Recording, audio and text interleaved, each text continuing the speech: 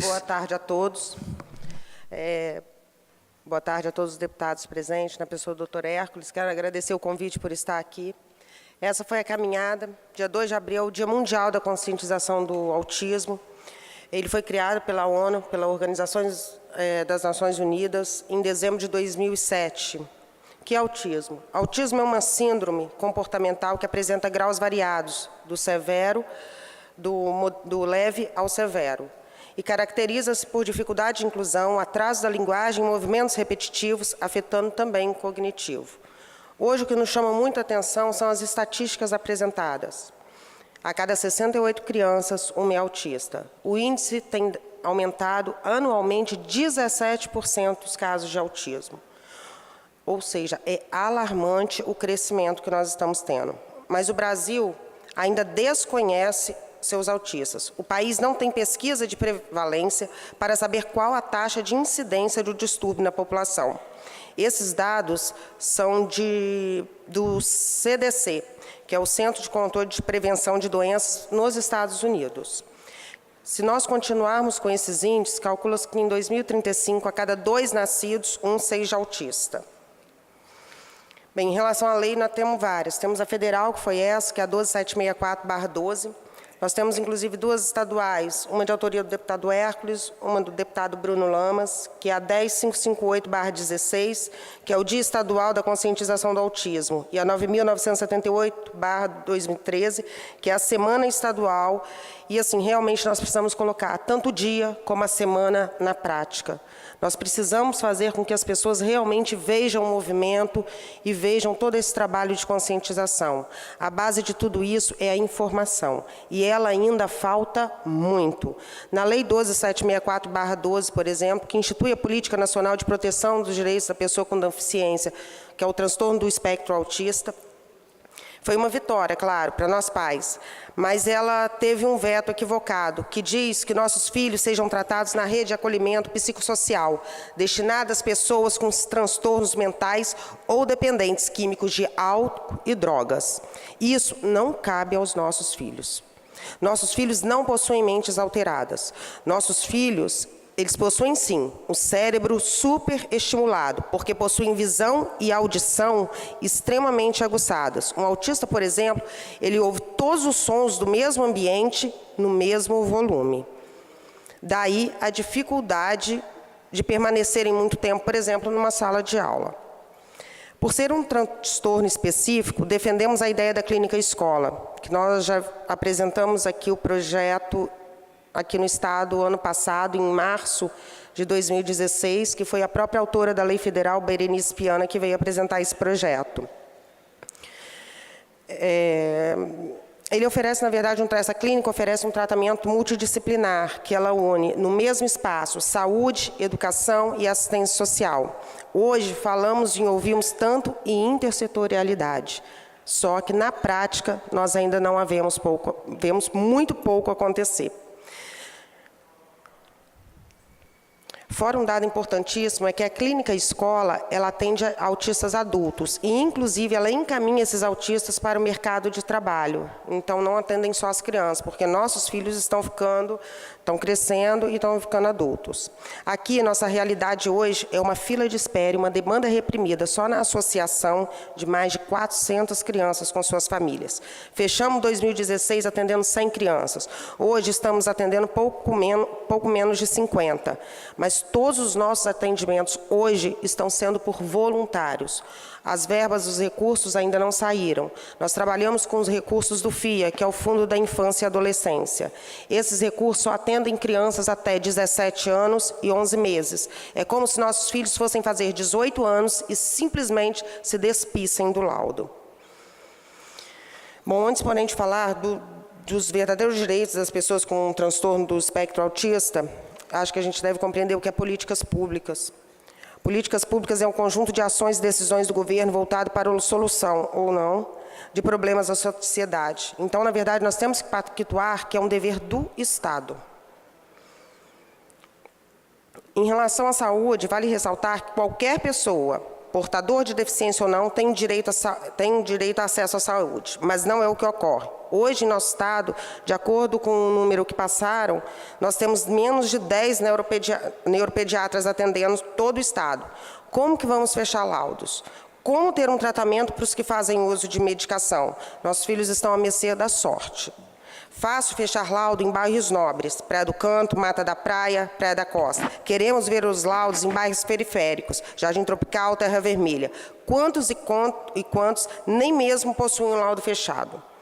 Fora que muitos profissionais da própria área possuem pouquíssimas informações sobre o autismo. Alguns mal sabem o que é. Em relação à educação, a lei obriga que nossos filhos fiquem em escolas regulares, mas falta atualização, capacitação, preparo de vários profissionais. E alguns veem a turma especial como uma forma e uma possibilidade de uma aposentadoria antecipada.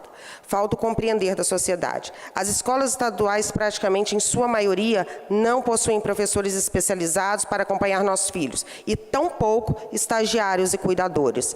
Muitos e muitos ficam rodando e andando pelos pátios escolares, sem qualquer tipo de inclusão. Isso é o que chamamos de educação inclusiva? Fora o dia que os poucos profissionais que têm, faltam. Ainda temos que buscar nossos filhos mais cedo, ou até mesmo ligam, se antecipando, para que não os leve à escola. Inclusão é inserir, integrar, incluir, juntar, compreender. Palavras para nós importantes, mas na realidade educacional ainda parecem pouco usadas em sua prática. Com base no Estatuto da Criança e do Adolescente, visamos que a educação é um direito de todos. Mas ainda temos enorme falha. São raríssimas escolas regulares que colocam em prática as leis básicas de inserir e incluir, pois não é apenas matricular e deixar nossos filhos circulando pelos pátios. Para finalizar, temos as políticas de assistência social, que todas as outras faladas acima não é diferente. Ou seja, essa política também é um direito de cidadão e um dever do Estado, como a convivência familiar e comunitária, a renda, estabelecer autonomia ao indivíduo, entre outras. Mas, por exemplo, onde está o serviço de proteção básica, social básica, de domicílio para as pessoas com deficiência? E o benefício da prestação continuada, por exemplo, temos que ser quase miseráveis para recebê-lo. Várias famílias, dentro de critério de renda per capita, vulnerabilidade, mesmo assim não conseguem. Bom, que as reflexões do dia 2 de abril joguem luz na mente de todos nós brasileiros, que defendemos com intransigência e veemência a oferta de atendimento digno aos nossos filhos, mas que nosso compromisso com a conscientização, inclusão e informação sejam todos os dias do ano. Aproveito para convidar todos os presentes e a sociedade a visitarem nossa associação, a conhecer esse mundo particular, mas ao mesmo tempo encantador, onde crescemos como pessoa, mas principalmente como seres humanos. Nós não nascemos para sermos perfeitos, e sim para sermos incríveis, que possamos fazer a nossa parte. Muito obrigada. Poliana, espera um pouquinho, por gentileza. Professor Majewski, o Padre Honório já vai falar, mas eu gostaria de ouvir sua opinião. Essa questão da inclusão do deficiente no ensino regular. O Padre Honório já está no microfone, aí vê quem vai falar primeiro. Quero parabenizar Luciana, Poliana pelo trabalho. Nós tivemos ontem também, lá em Barra de São Francisco, um evento muito importante com os pais, fazendo essa reflexão sobre a questão do autismo, e temos acompanhado a Associação de Barra de São Francisco durante, principalmente, esse último ano, 2 anos. E, juntamente com a Prefeitura, o prefeito Alencar Marins, a associação, se Deus quiser, até o final do ano, nós teremos lá a nossa clínica escola. Já temos, a Prefeitura já está disponibilizando os profissionais, temos uma reunião com o Estado para que tenha um prédio ocioso lá e tenha as características da necessidade. O projeto já está pronto e eu acredito que esse ano a gente vai ter essa clínica escola funcionando em Barra de São Francisco, porque a associação está muito integrada, o prefeito ele acompanha também a associação, até mesmo antes de ter sido eleito, e eu creio que vai ser um bom começo, e com também a orientação de vocês aqui de Vitória, a gente possa fazer um começo de trabalho que dê um atendimento merecedor. Como diz um escritor, não me lembro, ele é autista, ele dizia o seguinte, que nem todo autista, como é que diz, gente? Nasce autista, não, mas nem todo ser humano é autista, mas todo autista é ser humano. É a fala dele. É pura verdade. Parabéns pela sua explanação e mais ainda pelo trabalho fantástico que vocês fazem, que é uma luta muito grande em um país onde, para aqueles considerados normais, entre aspas, a situação é complicada. Você imagina para aquelas pessoas ou para aqueles segmentos que precisam, né, de um olhar especial, de uma condução diferenciada. Você conceituou de forma simples aí, porém esplêndida, o que é política pública e o que é inclusão. Me parece fantasioso quando a gente fala de política pública no Brasil. As políticas públicas, elas às vezes elas partem de uma boa ideia, meramente isso, é uma boa ideia no discurso. Não é uma ideia pautada no diagnóstico daquilo que é a necessidade que se faz.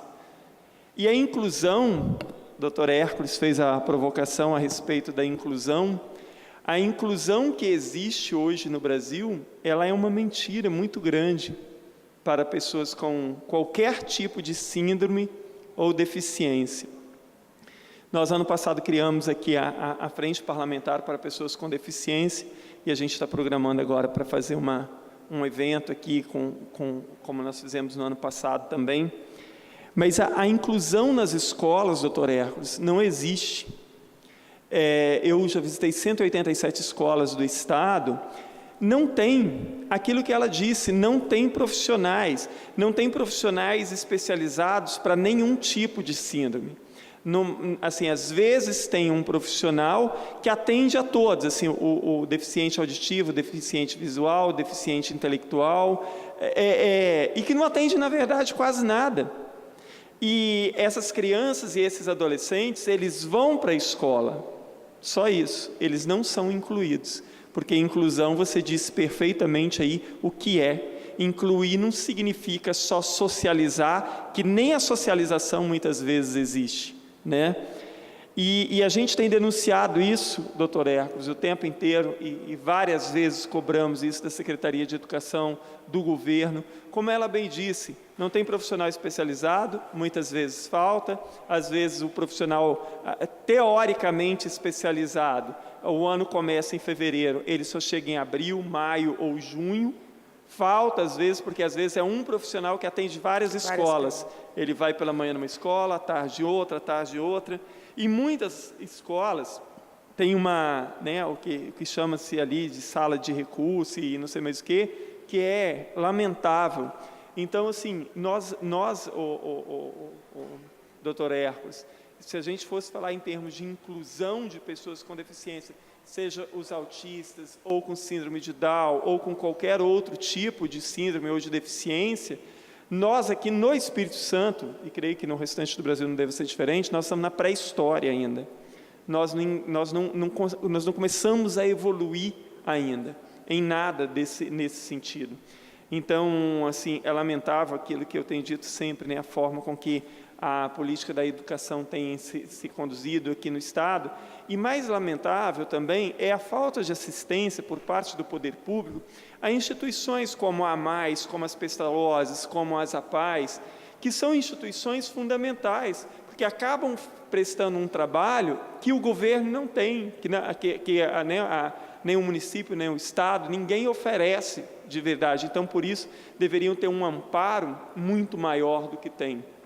Então, essa minha contribuição, e só fiz umas ponderações que ela obviamente conhece melhor do que eu, e me coloco à disposição e parabenizo mais uma vez pelo excelente trabalho que vocês fazem.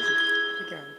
Só fechando rapidinho o que ele disse, que na verdade hoje nós estamos vivendo um processo de inclusão mal feita. A inclusão mal feita, ela é uma exclusão.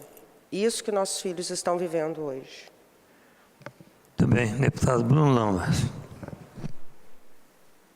Deputado Dr. Hércules, mais uma vez, deputada Helena Dadalto, deputado Magés, deputado Padonório. É sempre bom frisar o nome dos últimos guerreiros que permanecem até o fim, ainda mais para uma aula, para temas tão importantes e sensíveis como esse. Queria parabenizar a Poliana, Dr. Hércules, bonita Poliana, né, Dr. Hércules?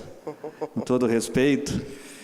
E mais linda ainda é a causa que ela defende, causa que as amigas e os amigos defendem. Temos amigos e amigas em comum. E em homenagem à diretora Graziella, lá de Felrosa, foi quem me apresentou a causa, mãe também de criança, e a todos que te acompanham. Dr. Hércules é o pai dessa questão aqui na Assembleia Legislativa. Aliás, Dr. Hércules é referência para nós em muitas pautas aqui na Assembleia. E eu abracei a causa. Tive a alegria de transformar o dia 2 de abril no dia do autismo, de conscientização do autismo. O Dr. Hércules tem uma semana. Tive a satisfação de fazer uma emenda, e nós vamos promover com essa emenda. Ela está correndo, Dr. Hércules, até porque eles estão acompanhando, junto com a nossa equipe, de R$30 mil para que nós possamos fazer a corrida azul. Isso, corrida mais azul. Azul, que vai ser importante. Entramos com uma proposta de lei que veio de diálogo com as mães e com a mais, que trata de uma carga horária diferenciada para servidores públicos que são pais, mãe ou pai, ou cuidadores de crianças portadoras do autismo. São algumas das contribuições do nosso mandato para essa causa, que tem o meu respeito, que tem o meu carinho, que tem sensibilidade. Nós continuamos à disposição de vocês. Parabéns, doutor Hércules. Não à toa, Vossa Excelência tem o desempenho que tem, o respeito que tem, especialmente de Vila Velha, porque tem sensibilidade, tem competência, tem dinamismo, tem força de vontade para defender temas tão sensíveis como esse. Tenho dito, devolvo a palavra a Vossa Excelência. Obrigado, deputado, pelas palavras imerecidas para mim, mas naturalmente para a Poliana, muito justas. Eu vou passar a palavra para a deputada Helena Dadalto. Poliana, parabéns pela explanação. A sensibilidade, né, como o doutor Hércules tem, eu também na área social. Só queria saber, isso veio muitas dúvidas, veio dúvida em mim, né? O sintoma nos primeiros anos de vida da criança, como que a mãe consegue perceber que seu filho é autista? Geralmente é o atraso na fala, é um dos principais sintomas. A criança não olhar no olho, movimentos repetitivos, estereotipados, algum brinquedo que a criança pega, na verdade, ela não brinca com a real função do brinquedo. Um carrinho, por exemplo, geralmente, né, o menino vai empurrando. Não, às vezes ele só pega uma rodinha e fica girando. Isso já as pessoas já começam a observar. Já é um sintoma, né? Já. Porque muitas vezes, né, a mãe está com o filho, não percebe, e aí ela tem que recorrer ao quê?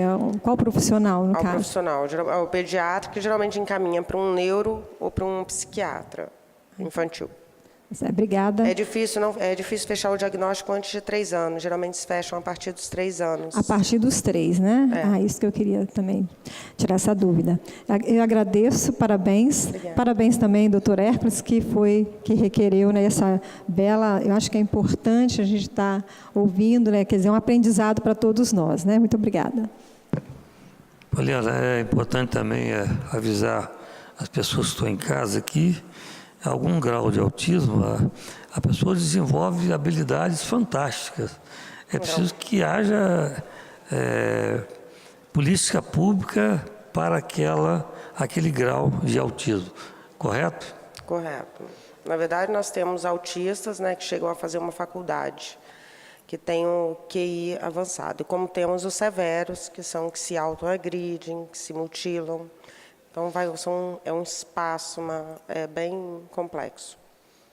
Muito bem. Queria lembrar também que, lembrar agora, são as APAES, né? Vou falar da APAE de Vila Velha. Dia 21, agora, foi o Dia Mundial da Síndrome de Down. Eu fui visitar a APAE, como vou sempre, em Vila Velha, e lá deparei com o seguinte quadro. São 450 atendimentos, tem 150 na fila, atende autista também, e que daqui a 3 anos, Majéssica, daqui a 3 anos, com a microcefalia, vai triplicar o movimento desse pessoal da microcefalia, da APAE, especialmente da APAE. E lá nós temos um projeto pronto, um terreno doado. A APAE paga hoje R$9.000 por mês de aluguel e não conseguimos ainda o poder público fazer a sede própria. Felizmente, o deputado Deodorico Ferraço, junto com a esposa, Norma Ayub, já estão tomando providência para fazer essa sede. Quero lembrar também que eu já fui visitar a Mais aqui na Fernando Ferrari.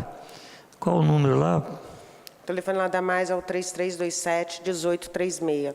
Lembrando que a nossa associação mantém as portas abertas através de um bazar, que apesar de ter projeto, né, funcionando, os projetos só atendem se a instituição tiver de portas abertas. E o que mantém nossa associação é um bazar. Fale o telefone devagar, por favor. É o 3327-1836. O número da Fernando Ferrari? Fernando Ferrari, 2115, 2115. Fica nas mediações ali Próxima pracinha de Goiabeiras. Isso, Goiabeira, logo ali, próximo às palheiras ali. Tem um bazar muito bom. Quem tiver uma roupa usada, um sapato, uma bolsa, nós levamos lá alguma coisa, mas é preciso ajudar mais a mais. Muito obrigado, parabéns pelo dia de hoje, pelo dia de ontem, né? Fizemos aquele movimento e com certeza o Estado todo está assistindo a sua fala aqui e é muito importante.